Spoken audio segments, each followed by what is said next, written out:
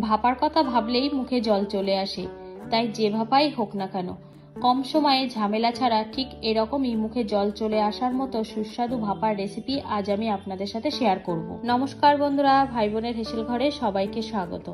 আজ আমি বানাবো পটল ভাপা। ভিডিওটিকে স্কিপ করবেন না, পুরো ভিডিওটি দেখার জন্য অনুরোধ রইল। আজকের রেসিপির জন্য আমি এখানে 6 পিস পটলকে মাঝখান দিয়ে চিড়ে 2 টুকরো করে নিয়েছি আর গা থেকে হালকা করে খোসা ছাড়িয়ে নিয়েছি। এবার এগুলো আমি তেলে একটু ভেজে নেব। পটলগুলো ভাজবো এবং তার সাথে আমি একটা মশলা বানিয়ে নেব। এখানে কয়েকটা কাজু নিয়েছি, 1 চামচ হলুদ সর্ষে বা সাদা সর্ষে, 2টো কাঁচা লঙ্কা, 1 চামচ সাদা তিল এবং 1 চামচ পোস্ত নিয়ে নিলাম ব্লেন্ডার জার। এবার এর ভিতরে সব উপকরণগুলো দিয়ে দিলাম। মশলাটা আমার রেডি হয়ে গেছে। পটলগুলো ভেজে নেওয়ার জন্য আমি এখানে কড়াইতে 2 চামচ সর্ষের তেল দিয়ে দিয়েছি। তেলটা বেশ গরমও হয়ে গেছে। এখন আমি এর মধ্যে দিয়ে দিলাম কেটে রাখা পটলগুলো। এবার এই পটলের মধ্যে দিয়ে দেবো 1/4 চামচ হলুদ গুঁড়ো, 1 চামচ লবণ।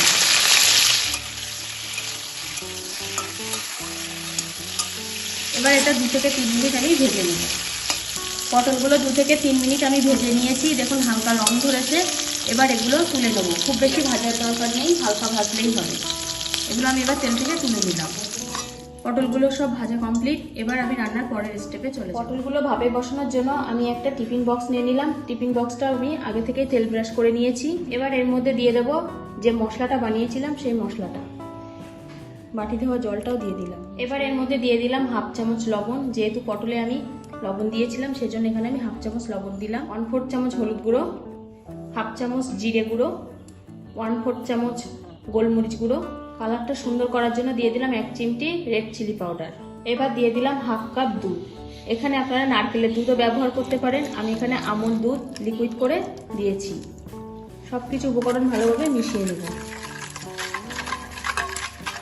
উপকরণগুলো ভালোভাবে মেশানো হয়ে গেছে। এবার আমি এর মধ্যে দিয়ে দেবো ভেজে রাখা পটলগুলো।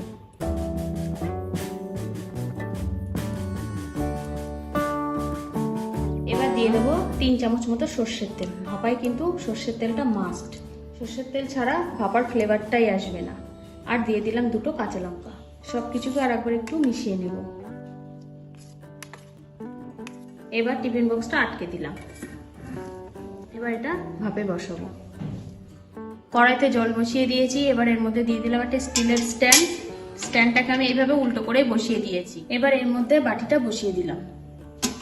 এখানে জলটা কিন্তু আমার বাটির মুখ ছাড়া বেশ কিছুটা নিচে আছে। বেশি জল দিলে আবার ভেতরে ঢুকে যাওয়ার ভয় থাকতে পারে, সেজন্য সবসময় বাটির মুখ ছাড়া একটু নিচে জলটা রাখতে হবে।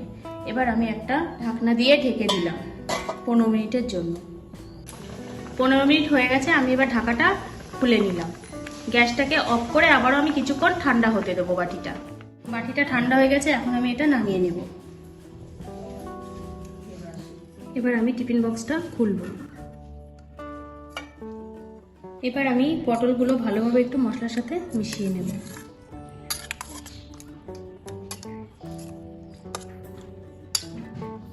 পটল ভাপাটা কিন্তু রেডি হয়ে গেছে।